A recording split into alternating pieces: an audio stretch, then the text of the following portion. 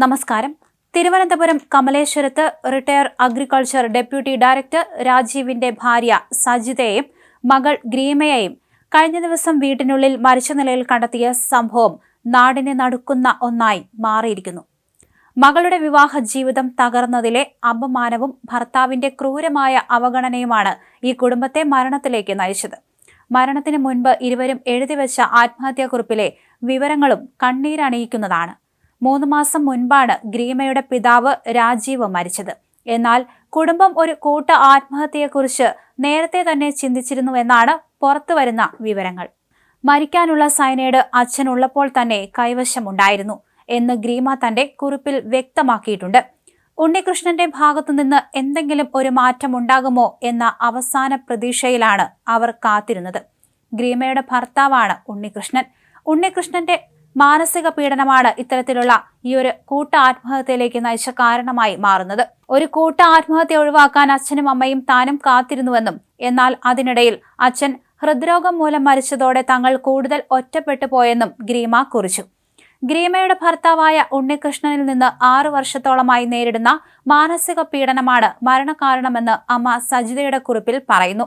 മരണത്തിന് തൊട്ടു മുൻപും ഉണ്ണികൃഷ്ണനെ കണ്ട് സംസാരിക്കാൻ ഇവർ ശ്രമിച്ചിരുന്നു. എന്നാൽ ബന്ധം തുടരാൻ താല്പര്യമില്ലെന്ന് പറഞ്ഞ് എല്ലാവരുടെയും മുന്നിൽ വെച്ച് ഉണ്ണികൃഷ്ണൻ ഇവരെ അപമാനിച്ചു.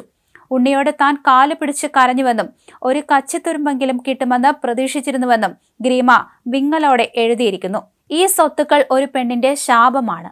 ഉണ്ണിക്ക് നൽകരുത്. തങ്ങളുടെ സമ്പാദ്യമെല്ലാം അമ്മാവന്മാർക്ക് നൽകണമെന്നാണ് ഗ്രീമയുടെയും സജിതയുടെയും അവസാന ആഗ്രഹം. ഈ സ്വത്തുക്കളെല്ലാം ഒരു പെണ്ണിന്റെ ശാപം വീണതാണ്. ഉണ്ണിയും സഹോദരന്മാരും അത് അനുഭവിക്കാൻ ഇടവരരുത്. അമ്മാവന്മാർ അനുഭവിക്കുന്നതാണ് തനിക്കും അമ്മയ്ക്കും സന്തോഷം, ആ കുറിപ്പിൽ പറയുന്നു. ലോക്കറിലുള്ള 200 പവൻ സ്വർണം, കമലേശ്വരത്തെ വീട്, സ്ഥലം, പിതാവിന്റെയും മാതാവിന്റെയും കുടുംബ സ്വത്തുക്കൾ എന്നിവയുടെ പ്രമാണങ്ങളും താക്കോലും അലമാരയിൽ സുരക്ഷിതമായി വെച്ച ശേഷമാണ് ഇവർ ജീവനൊടുക്കിയത്. ഹാളിലെ സോഫയിൽ കൈകൾ കോർത്തു പിടിച്ച നിലയിലായിരുന്നു ഇരുവരുടെയും മൃതദേഹങ്ങൾ കണ്ടെത്തിയത്. കമലേശ്വരത്ത് അമ്മയെയും മകളെയും സയനൈഡ് കഴിച്ച് ആത്മഹത്യ ചെയ്യാൻ പ്രേരിപ്പിച്ച കേസിലെ പ്രതി ഉണ്ണികൃഷ്ണൻ ഇന്നലെ തന്നെ അറസ്റ്റിലായിരുന്നു. സജിതയുടെയും ഗ്രീമയുടെയും മരണത്തിന് പിന്നാലെ അയർലൻഡിലേക്ക് കടക്കാൻ ശ്രമിക്കവേ മുംബൈയിൽ വെച്ചാണ് പൂന്തറ പോലീസ് ഇയാളെ പിടികൂടിയത്.